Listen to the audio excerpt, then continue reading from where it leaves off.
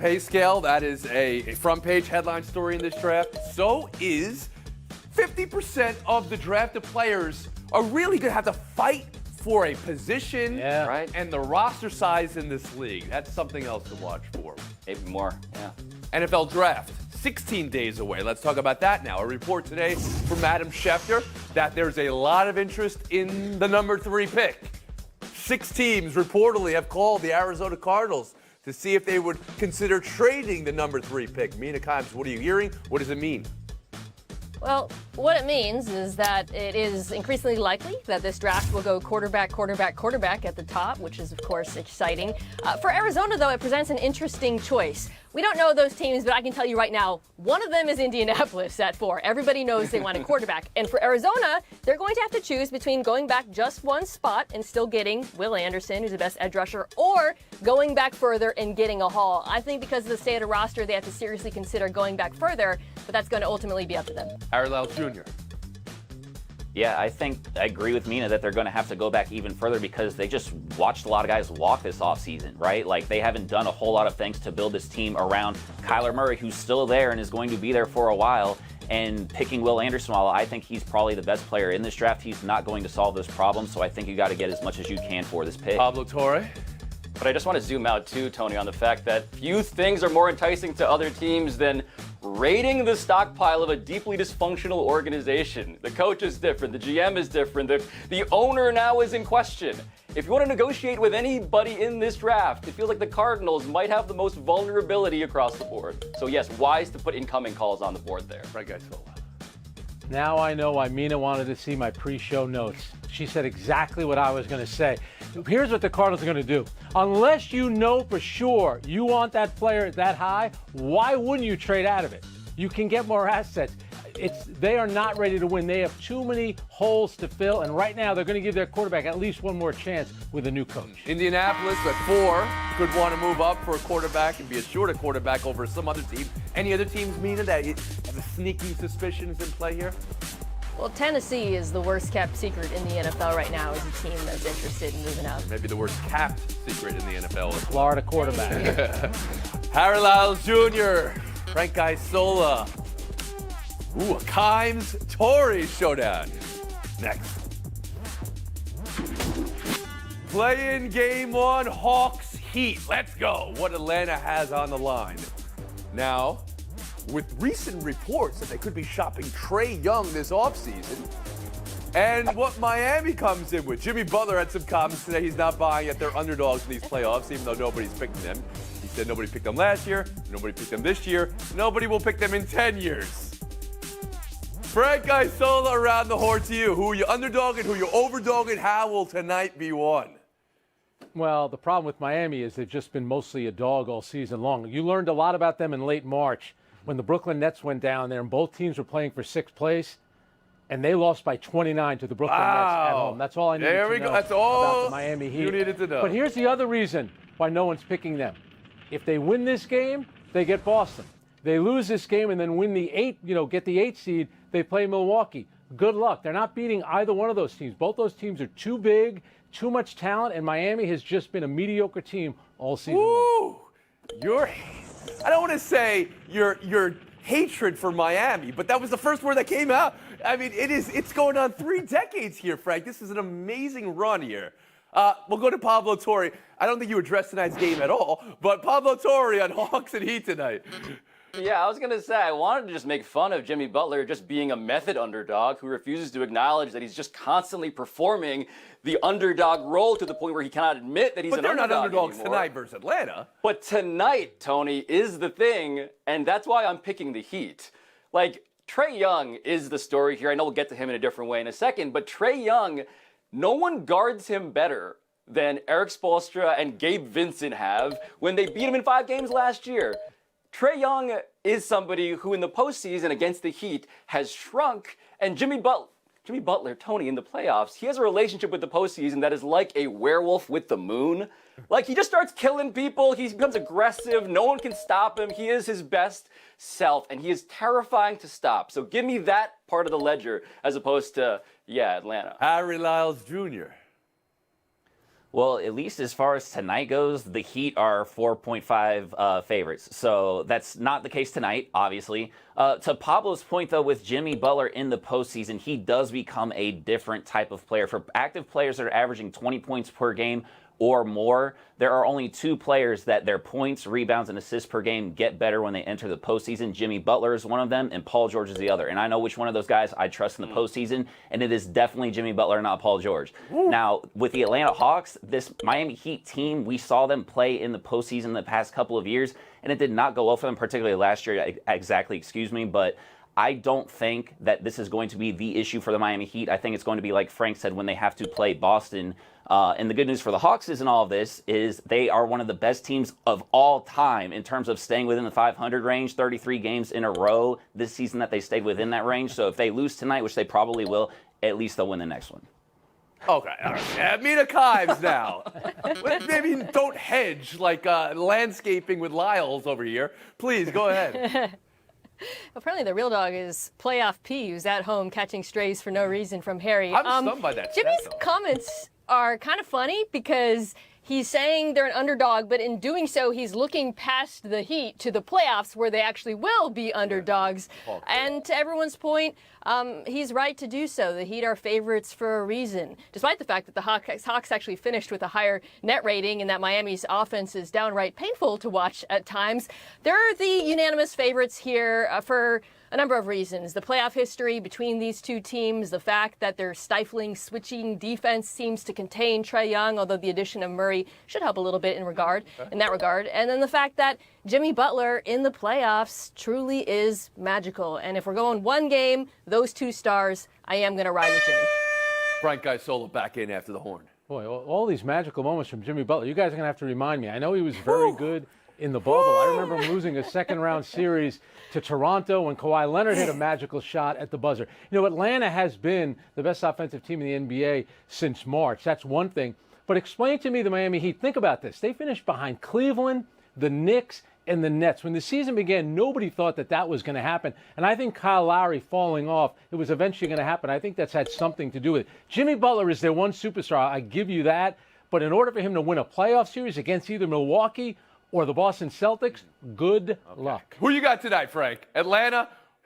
Because we're still talking about tonight. Atlanta or Miami? Of course it's Miami. All right, you avoided that. Thank you. Holding on to grudges with Miami like Jeff Van Gundy on Alonzo Mourning's leg here. Unbelievable, Frank. We'll move on to a deeper story here on the Atlanta Hawks, because the Trae Young of it all, Kevin O'Connor of the Ringer suggesting that the Hawks front office has the green light from ownership to do whatever it wants with the roster in the offseason, which suggests they could consider shopping Trae Young. Harry, you're on the ground in Atlanta, doing the hedges, as we said. Would it make sense for the Hawks to trade Trae Young? What would that mean? I think it could make sense. Look, you've got a new head coach that you just signed to a 5-year deal. Your team still went 500. It's hard for him to put things in place that he wants to do in that sort of time. So anything has to be on the table, especially when you consider you've got a new GM in Landry Fields and a new assistant GM in Kyle Korver. But Trae Young has been one thing that does stick out in this equation in terms of Lloyd Pierce leaving, in terms of Nate McMillan leaving. They did not get along. They had very public headbuttings there. I think the one thing that makes this very interesting and might make the Hawks at least think twice about it is the fact that this city still has a very poor relationship with the Hawks in terms of at least, well, maybe not a poor relationship, but a memory in terms of, hey, you traded away Dominique Wilkins for basically nothing, and a lot of people still remember that and feel a type of way about it. And are you going to do that with the guy who has been the most exciting player that this city has seen since Dominique? I think that's one thing that we're going to see. I think it would make sense, at least to consider, but I don't know that it's going to actually happen. Pablo Torre? Yeah, look, the good news for Atlanta Hawks fans is that Trae Young is not Dominique Wilkins. And I believe that this is for a couple of reasons. And I think one of them, Tony, is that as you build a team around him, the question you have to ask is, can he be the best player on a title-winning team? And the only way to do that, because he is such a minus defensively and because he is somebody who needs the ball all of the time, is to surround him with guys like DeJounte Murray. And they have been a totally mediocre 500 team, as Harry pointed out. And keep in mind, I'm somebody who has seen and been traumatized by Trae Young at his best against the Knicks, against the Sixers 2 years ago. I know what he's capable of. He's an incredible performer. But in terms of contending with him, he has so many liabilities that you need a team built around him in such a way that they've tried to do it. 4 coaches in 6 years, new running mates, none of it's worked. I think you have to consider blowing it up. Frank, you've seen Trae Young up close, and I know you like his game a lot. You like how rugged he is and his attitude. Could they possibly trade him this offseason? I think they could. I think they're going to. And I say this about Trae Young. First of all, he's a tough player. He plays all the time. He scores a lot. He led the league in total assists this year. Yes. And to Harry's point, like a lot of great players, Michael Jordan, Magic Johnson, on their resume, they all have blood on their hands from a coach that they ousted. He had 2 already young at this point of his career. But Pablo brought up a good point. Can he be your best player? He's undersized, so you're going to have to surround him with the perfect team. You put him on the Celtics with that front line, all right, that's a different story. But he's a ball-dominant guard, and he's undersized. But, and this is the big one, and Harry touched on this, the guy is a big-time draw. Fans want to go see him play. He resonates with kids, much like Steph Curry does. So I think from a marketing standpoint, there could be a lot of organizations that are saying, you know what, he's good enough, and he's going to bring people to the building. But you think they do trade him this offseason? To Brooklyn? Whoa, you put it out there too. Okay, Mina Kimes, I'll go to you. Yeah, well, I think they're going to have to consider it because, as everyone's saying, it feels like this team has hit a wall. They've made the changes around him, trading for Murray, the coaching change, and the things that he struggled at have not improved. The passivity off the ball, the defense, plus they're pretty capped out, so it's hard to see a path for this team to get better. The problem is I don't actually think there are many trade partners out there, given his limitations, given the kind of team you need around him, and also given the fact that the bar for a trade, the Rudy Gobert trade, well, that's not looking so good right now, and that might affect his value too. That bar is there. Somebody's under a bar right now with that trade, and let's talk about that game tonight. Play-in number 2, Timberwolves, Lakers. Here's what's going on with Minnesota. Gobert, who, as Mina just said, they reworked half the franchise for last summer, out for punching Anderson. McDaniels out for punching Cinderblock. They make the Lakers right now look boring and even keel. This is why the Lakers could be poised for a run here since the All-Star break. As good as anybody in the West, as good as anybody anywhere. So, Pablo, is there any way Minnesota can be in the right space and shape to play LA tonight? And is tonight more about Minnesota or Los Angeles? Yeah, I'm trying to spin this for the T-Wolves, and the only way to spin it is that it's a 1-game series. And so good luck. Congratulations on the roulette wheel nature of this. But the reality of what they've lost with Jaden McDaniels and, of course, with Rudy Gobert is those are the 2 best defenders on the team who are specifically there to stop Anthony Davis and LeBron James. Jaden McDaniels is an all-defense caliber player. Rudy Gobert is a guy who should be most equipped in the league to stop Anthony Davis. And so, no, against a team like the Lakers, great defense, I just don't see the case against the Lakers. Frank Isola. My favorite part of this story is Draymond Green weighing in on it because, of course, Draymond Green punched a teammate. Not only was he not suspended, the first game that he played, and he got a hug from the commissioner, and he got a championship ring. Why is that? Because the Warriors know how important Draymond Green is, and they don't want to lose him. This is different. If the players on the Timberwolves said, we need him in L.A., he has to be there, he would have been on that plane. I also think something else is at work. They know if they lose this game, they're getting either New Orleans or Oklahoma City at home. And then they would match up possibly with Denver if they win that game. So they have a bit of a leeway to act tough with Rudy Gobert in this situation because I think the team, the players that is, also wanted him suspended. Mina Kimes?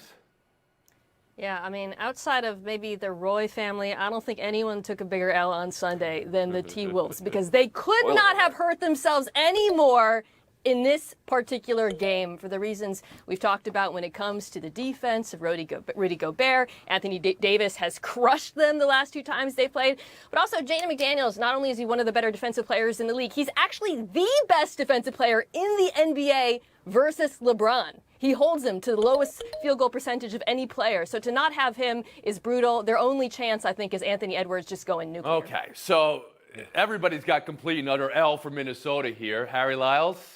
Last word on you. Hey, let's make it 4. Because, yeah, to Mina's point, the fact that they lost Rudy Gobert and suspended him was one thing, and I think that was easy because, to Frank's point, you're probably going to lose this game regardless, and then it becomes easier. You play on your home court, you eventually get a seed, and you get to play against the Nuggets, right? But the fact that you're losing both of your two, honestly, best rim protectors in this game, to me, is like, okay, fine. Like, let's get in, get out, and let's move on with this thing because the Lakers are clearly a more stronger team at this point. Who would ever think the Lakers would be second conversation in that game here? So, Frank, once again, you move forward, but you have the Lakers in this game as well, right? Oh, yeah. Lakers, Memphis, they could beat them, too. Buy or sell on the other side. Did something happen on Sunday in succession? Number 1 to Indiana. Diamond Miller, number 2 to Minnesota. Draft going to form, and then how many Gamecocks? 4 more. 5 of 36. Almost 15% of this draft, South Carolina. The emotion and the style of the night, always fun to watch. Being drafted, a crowning achievement for all players. But the next 2 weeks will not be easy to make a roster, as we've seen over and over, even for first rounders in this league. Frank Isola, what to buy from last night's draft? Well, the pride of St. Thomas, Aaliyah Boston, Indiana, first ever number 1 pick, overall pick in franchise history.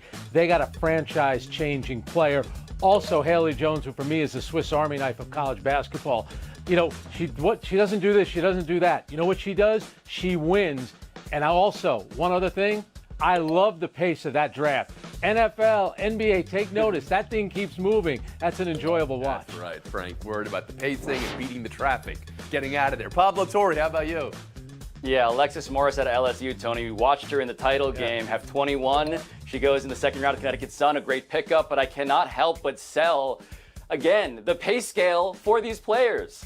We just talked about Aaliyah Boston. She's going to make less than $77,000 in her first year in the WNBA. The reason why players are going to stick around in college, like Caitlin Clark, like Angel Reese, it's because you might get paid. You probably will definitely get paid more via NIL in college, and you will walking across that stage, which is crazy.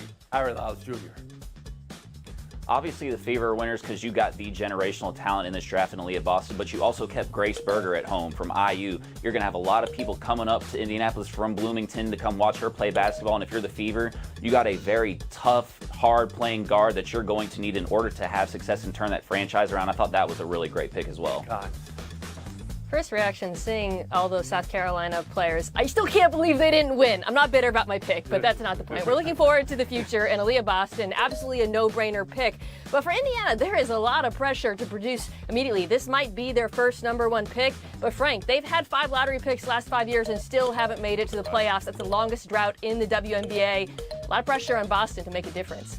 Pablo, you brought up Pablo Torre. It's baseball. We're going streaking. So what's the more impressive streak here in the game right now? The Rays, 10 straight wins to start the season. Jordan Walker, 10 straight games with a hit to start his major league career. Or Andrew Heaney's 9 straight strikeouts to tie the American League record yesterday. Mina Kimes, around the horn to you. I got to go with the Rays just simply because of time. The last time teams won this many games in a row was the Brewers in 1987. I mean, Heaney's accomplishment alone, Tyler Alexander did like 2 years ago. So for me, it's the Rays. Okay, Pablo Torre. But hold on, some statistics should be evaluated by the records that are kept, the other names that are behind that person, and he broke Nolan Ryan's record, Tony, with the Rangers. Granted, I'm a strikeout fetishist, but anytime you can break Nolan Ryan's record for strikeouts, I feel like you should be the answer to that trivia question. So give me Andrew Heaney, please. The Rays are good and all that. The amount of strikeouts in the game now is totally. I'm going to give the point to Mina. For me, it's Jordan Walker, because at his age, to start a career, you got to go back 120 years for anyone to have done that. We'll move on. The 2 inertia-defying, logic-defying fair balls down the Mets' third base line in the same inning last night. Pablo, as we show you this, is this good karma or good groundskeeping? Oh, this is groundskeeping, Tony. I mean, Buck Showalter said it. He shouted out Bill Deacon, the groundskeeper. This has been a year of groundskeeping. The Sodfather got killed for his work in the Super Bowl. Bill Deacon gets the shout-out for the home field advantage.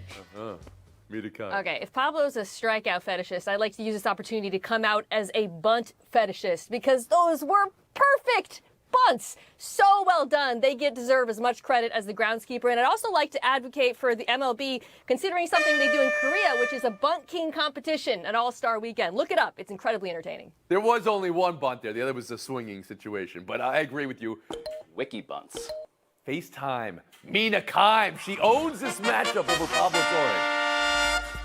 Chicks dig the short ball. I'd like to give a shout out to Cliff Kingsbury, who was recently hired as offensive analyst for USC. Some guys just have the luck. I mean, consider what's happened to him since he's been fired. Takes a one-way ticket to Thailand. I guess not really, because he came back. Now he gets to work with Caleb Williams, who's the best college quarterback, and while doing it, he's still going to get paid by the Cardinals because he's not back in the NFL for a long time. Cliff, man, some guys just have all the luck. Pretty good spot for him, though. You don't have to be head coach, which a I think weather we've fetishist. proven how that goes, but gets to work with another great young quarterback. 23.5 hour break. We'll see you tomorrow. Happy birthday, Miriam.